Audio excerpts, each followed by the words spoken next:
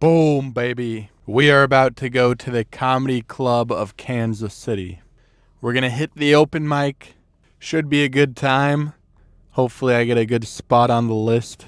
I will see you fuckers there.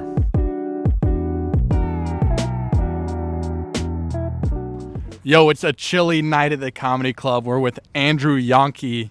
He just got back from New York. Was that your first time in the Big Apple? It was my first time up in the Big Apple. I had a great time. Shout out to the gracious comedians that I was able to stay with. They were able to put me up in spots and stuff like that, get me hooked up. So shout out to all of them. They all know who they are. So when you were in New York, did you have to pay for a lot of your spots? For the open mics, yeah. Yeah, most of them were paid. There were a couple really cool ones. Grove 34 did not charge money for their open mic. There were some really cool ones. And then on the other end of that, the Laughing Buddha produces a open mic at the Stand that costs like $16 in total to go up. So you know they're ones laughing. They're raking it in because you get however many comics willing to pay that. $16 to go to an open mic. Was it a good crowd at least? Of comics. It was just other comedians. Yeah, but I mean it felt good because they all pay attention to each other and it feels like a real crowd. And it kind of filters out some of the bullshit. We see some fucking retarded people at this open mic in the Comedy Club of Kansas City. I think there's like 40 names on the list tonight. And, I mean, probably 15 of them are really funny.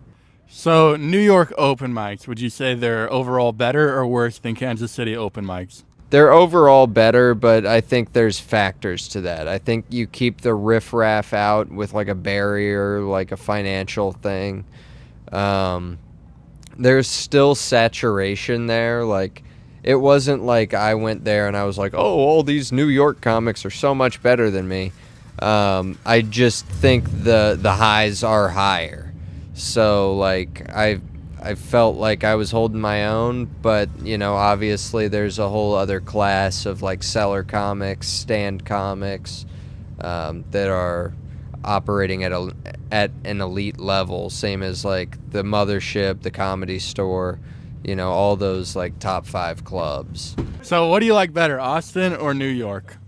They're much the same, much different. I mean, at this point, I've been to Austin more, so I have a slightly better time there getting spots. Like, I get kind of cooler spots there, but I now have a hunger to go back to New York. Like, I don't want to move there. I also don't want to move to Austin. I think Kansas City's a great hub. Like, I just kind of want to travel out of here. But I could see myself taking none of my possessions and just doing like 6 months in New York, being somebody's roommate. Yo, Yonke, thank you for the interview. Absolutely. It's a pleasure to be on. It's great to see you killing it, dude. Loved watching your episodes. I got caught up earlier today. Very proud of you. Thank you, Yonke. Shout out Yonke. Follow him on Instagram. Michael Blanck, everybody. Michael Blanck. I live right next to an Airbnb. I really like it because I can just be a terrible neighbor. And one time I had some rotten eggs and I didn't want to throw them in my trash can and it like smell up the house. So I just put it in the Airbnb yard. Like, what the fuck are they gonna do about it? I get naked in front of my window. Just like jack off in my window. They're going to be gone in 2 days. It doesn't matter. We just did the open mic. There's a pretty small crowd at the comedy club tonight, but it was a good time. There were a few people there. Tested out some new jokes tonight. I feel like straight white males get a lot of hate these days. I don't think that's fair. You shouldn't hate me because I'm a straight white male. You should hate me because I'm racist, homophobic, and misogynistic. If you hate me for being a straight white male, you're no better than me. Talked about popcorn. My dad owns a popcorn shop. I feel like popcorn is the most American food. Because it was discovered by the Native Americans, and now it's sold by the white man for profit. USA. Talked about peaking in high school. A lot of people say that I peaked in high school just because I had more friends back then. I got better pussy. I was in better shape.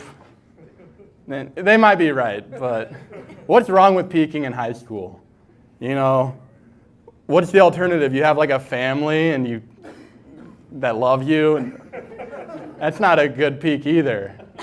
I'd rather like drink 6 beers and bang 2 girls in one night. That's way cooler. Talked about being desperate for women. No, I am very desperate for pussy. If just one girl like told me I was cute, I would give her everything. Nobody? All right, fuck. Just one girl. No takers? All right. Yo, that guy's cute. Yo, who said that? We do have some good news. Somebody filled out the form. Damian Maserati from Sacramento, California. He said I should go on a West Coast road trip. I would love to do that. First, I got to figure out how I'm going to pay rent this month, and then I'm taking off for the West Coast. No, but for real, thank you for filling out the form. If you're new to this channel, please go to the link in the description and fill out the form. When I get enough people to fill out the form, I can go on a road trip anywhere. I can sell tickets and pay for the road trip.